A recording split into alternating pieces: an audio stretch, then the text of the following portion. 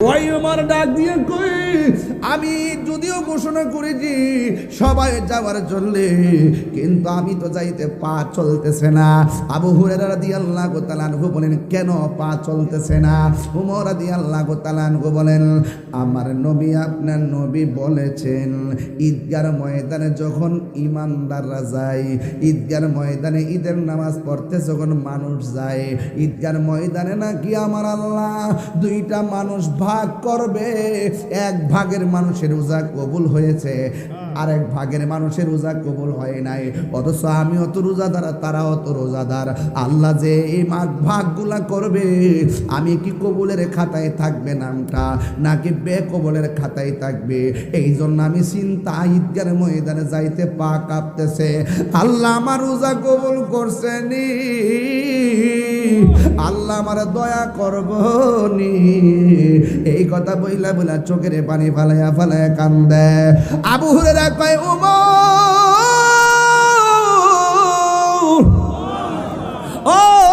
উমর আপনি না নবীর সাহাবী, নবী না আপনার জান্নাতের টিকিট দিয়েছেন। এবার উমর বলেন, যিনি টিকিট দিয়েছেন তিনি ইচ্ছা করলে টিকিট আবার কায়রাও নিতে পারে, এই জন্যে আমার যাইতে পা কাঁপতেছি। এ বন্ধুরে বন্ধুরে, বাবা নবীজির সাহাবী উমর যদি রোজা রাইখা ঈদগার ময়দানে যাওয়ার সময় এমন কান্না করতে পারে, আর আপনি ডেস্ক লাগায় রাতের বেলা নাচলেন, মনে করছেন উপাস থেকে রোজা রাখছি সব বুঝি হয়ে গেছে। না না না, রোজা অত সস্তা না। হাতের রোজা আছে, পায়ের রোজা আছে, চোখের রোজা আছে, নাকের রোজা আছে, কানের রোজা আছে, জবানের রোজা আছে। সব কিছু তন মন ঠিক করে বান্দা আল্লাহর দিকে মুতাওয়াজ্জু হওয়ার নাম হলো সাওম। ঈদুল ফিতরের চাঁদ উঠে গেল, যখন উঠে গেল ওই মুহূর্তে আমার আল্লাহ রাব্বুল আলামিন হাবিবের একজন সাহাবী, যার নাম হলো হযরতে ওমর রাদিয়াল্লাহু তাআলা আনহু, যার ব্যাপারে আমার নবী আপনার নবী রাহমাতুল লিল আলামিন বলেছেন, আমার পরে যদি এই পৃথিবীতে কোনো নবী আসতো, সেই নবীটা হযরতে ওমর হইতো। সেই উমর রাদিয়াল্লাহু তাআলা আনহু যেই মাত্র পশ্চিম আকাশে যখন রমজানের ঈদুল ফিতরের চাঁদ উঠে গেছে, ওই মুহূর্তে তিনি একটা ঘোষণা দিলেন, আগামীকাল সকালবেলা সবাই ঈদগার ময়দানে আসবা, না আসলে খবর আছে। এই কথা বলার পর সব মানুষের অন্তরে একটা তুফান শুরু হয়ে গেছে। উমর যেখানে বলছে মাঠে যাওয়ার জন্য যাওয়াই লাগবে, সকাল সকাল যাওয়া লাগবে, এবার রোজাদাররাও বলে আমরা যাব, বেরোজদাররা বলে আমরা যাব। কারণ আমরা যদি না যাই তাইলে উমরের তলোয়ার থেকে বাঁচতে পারতাম না। এই পৃথিবীতে একজন মাত্র সাহাবী যে এক রাস্তা দিয়া গেলে জীবনে কিয়ামত পর্যন্ত এই রাস্তা দিয়া কোনোদিন শয়তান যাবে না, শুধুমাত্র উমরের ডরে। এমন উমর জীবনে এক রাস্তা দিয়ে একবার গেছে, ওই রাস্তা দিয়ে কখনো শয়তান যাবে না। শয়তান মনে করে উমরের যে ভাবার কবর থেকে উঠতে হইল আমার জুতা দেবে।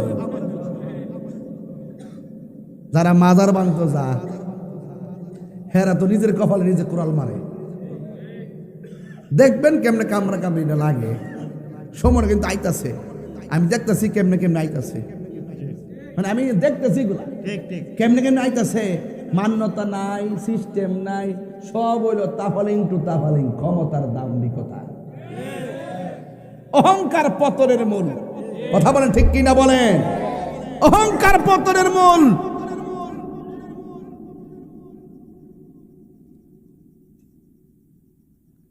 উমর এমন উমর ছিলেন যে বলছে মদ খাওয়া নিষেধ। কে বলছে? আল্লাহ। উমর এটা প্রচার করছে। এক পাগলা রাত্রেবেলা মদের এমন নেশা উঠছে, গোপনে গোপনে গেছে মদ খাইতে। মদ ইচ্ছা মতো খাইছে, খাই আবার আরেকটা বোতল লইছে। এমনি কিছু লোক আছে না, অভ্যাস হয়ে গেলে ছাড়তে পারে না। যেখানে বাঘের বয়স সেখানে রাত হয়। সে আল্লাহর কাছে কইছে, আল্লাহ তুমি দেখলে দেখছো, উমর যাতে না দেখে। পাগলার কত হইলে আমি তো মরলেন আমার তো, আর উমর তো ডাইরেক্ট কুবাইলে, এর লাগে উমর থেকে বাঁচবার লাগে আগে কি করছে, আল্লাহর কাছে দরখাস্তটা করছে। যেখানে বাঘের বই সেখানে রাইত হয়। হাজার হাজার সিন্দি রাস্তা দিয়া যাক, কেউ পুলিশ ধরে না, যেটার মধ্যে গান যাচ্ছে এইটি সামনে বলে ওটা তো দৌড় মারে। ওই দিন ছিলাম এক রাস্তা দিয়া, কই জানো, দেখলাম যে এক মহিলা গান জ্বালিয়ে ধরা খাইছে। বড় অদ্ভুত পৃথিবী হয়ে গেছে। আহা, মহিলার গানটার সাথে জড়িত, ভাবা যায় মহিলার সুদের সঙ্গে জড়িত, ভাবা যায় আমরা কোন জায়গাতে এসে পড়ছি। একমাত্র নৈতিকতা হারিয়ে ফেলেছি। রমজান যদি আপনাকে মানুষ করতে না পারে, আপনার মতো দুর্ভাগার কেউ নাই। মা বাপ থাকতে যদি আপনি মা বাপের সেবা করতে না পারেন, আপনার মতো দুর্ভাগার পৃথিবীতে কেউ নাই। ঠিক কিনা বলে?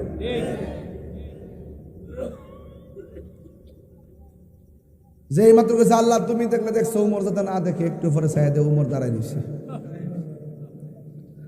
উমর রাদিয়াল্লাহু তাআলা এইভাবে উমর রাদিয়াল্লাহু তাআলাকে দেখে এইভাবে লোকটা কাঁপতাছে। উমর বলে, কাঁপো কেন?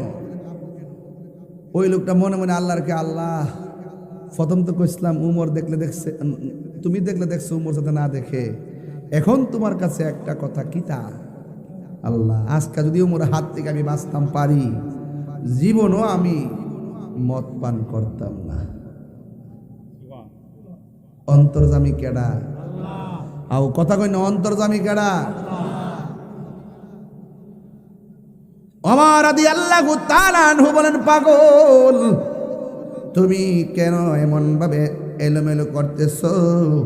ওই পাগলা কই, ওমর গো, আপনি নিষেধ করেছেন যেন আমরা মদ পান না করি, কিন্তু আমি মদ পান করে ফেলেছি, আর আমার হাতের মধ্যে মদের একটা বোতল নিয়ে রওনা দিয়েছি।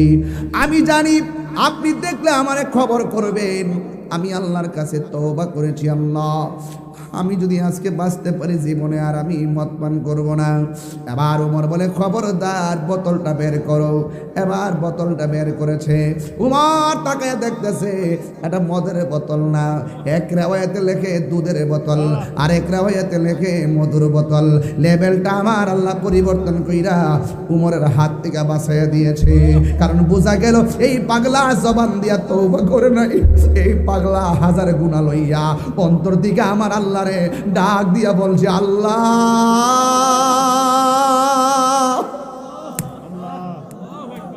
ও আল্লাহ,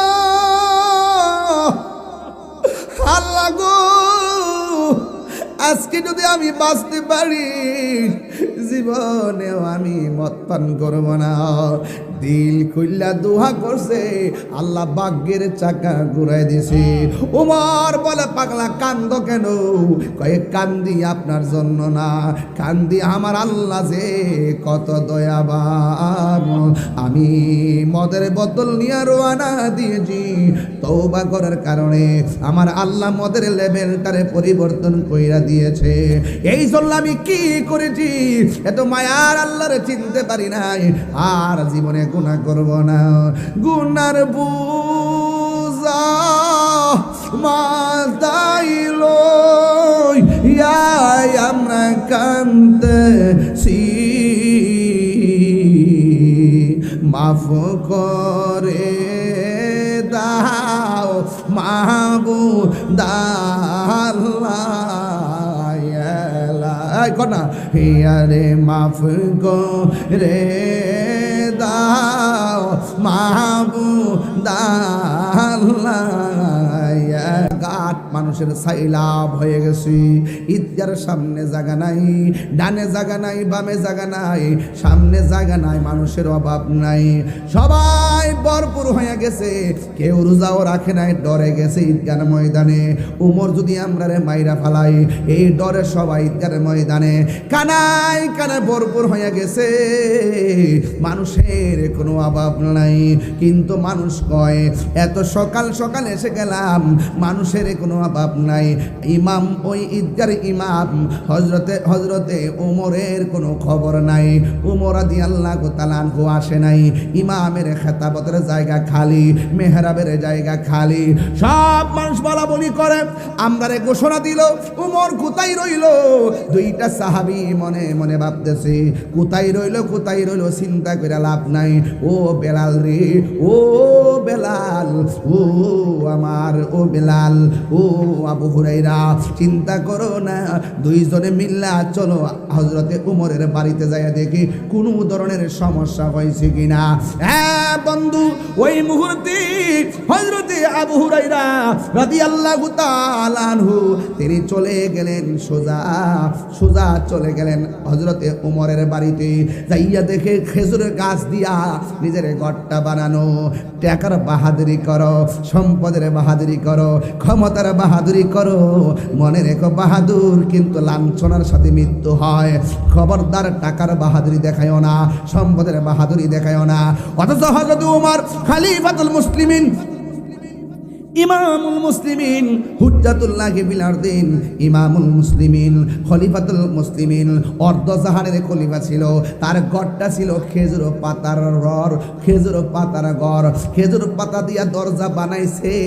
ওই দরজা লাগায়া ঘরের ভিতরে বইয়া বইয়া কাঁদতেছি। ঘরের দরজায় যায় ডাক দিয়ে কয় উমর, আপনি মসজিদ ঈদগার জন্য ঘোষণা করলেন, সব মানুষ, কোনো অভাব নাই, আপনার কোনো খবর নাই, ঘরে কেন বসে বসে চোখের পানি ফেলাইয়া কাঁদতেছেন? এবার ঘরের দরজা খুইলা তাকায়া দেখতেছে হযরত উমর ঘরের দরজার ভিতরে বইয়া বইয়া চোখের পানি ফেলাইয়া ফেলাইয়া কাঁদতেছে। ডাক দিয়া বলে, উমর, আজকে না ঈদের দিন, আপনি ঈদগার ময়দানে না যাইয়া আপনি ঘরের মধ্যে বসে বসে কেন চোখের পানি ফালাইয়া ফালাইয়া কাঁদতেছেন? বন্ধুরা রে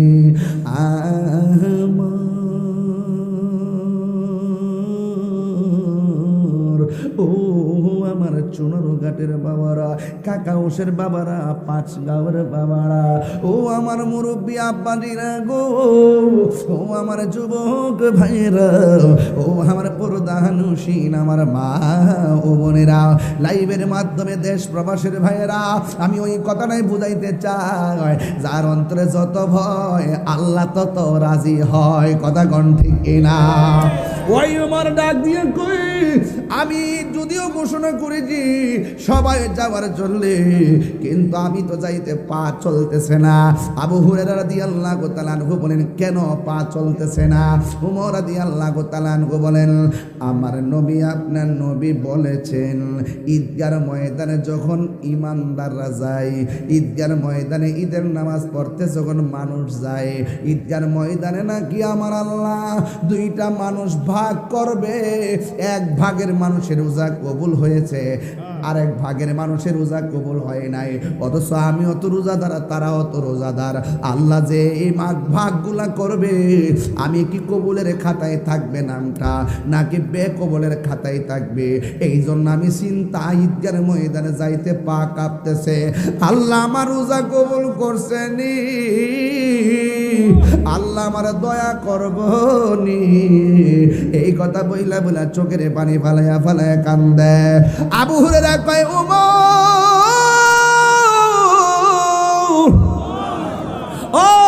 উমর, আপনি না নবীর সাহাবী, নবী না আপনার জান্নাতের টিকিট দিয়েছেন। এবার উমর বলেন, যিনি টিকিট দিয়েছেন তিনি ইচ্ছা করলে টিকিট আবার কায়রাও নিতে পারে, এই জন্যে আমার যাইতে পা কাঁপতেছি। এ বন্ধুরে, বন্ধুরে, বাবা, নবীজির সাহাবী উমর যদি রোজা রাইখা ঈদগার ময়দানে যাওয়ার সময় এমন কান্না করতে পারে, আর আপনি ডেস্ক লাগায় রাতের বেলা নাচলেন, মনে করছেন উপাস থেকে রোজা রাখছি, সব বুঝি হয়ে গেছে। না না না, রোজা অত সস্তা না।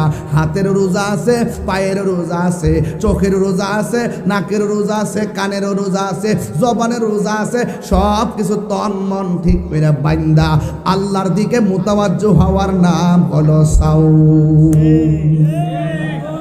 কথা কোন ঠিক কিনা? রোজা অতই সোজা, খালি সেহরি খাইলেন আর ইফতার করলে রোজা হয়ে গেছে গা, আর মিথ্যা কথা কইলেন, মিথ্যা কথা বললেন, মানুষকে ঠকালেন, মানুষকে ধোঁকা দিলেন, মানুষের সামনে নিজের আমিত্বকে প্রদর্শন করলেন। কিসের আপনার রোজা? রোজা রাখেন কিনা এটাই তো সন্দেহ।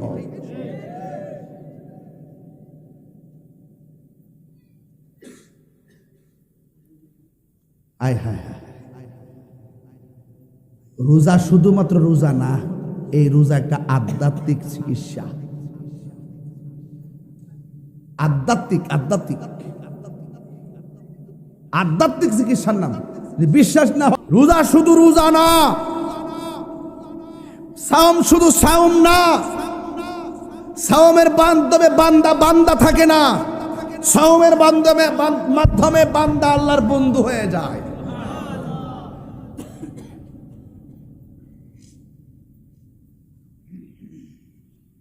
আবার দেখবেন রোজা আইলে মা তাহে টিনের ঘরটা আর ফুতে থাকে বিল্ডিং, এক গ্লাস পানি লয়া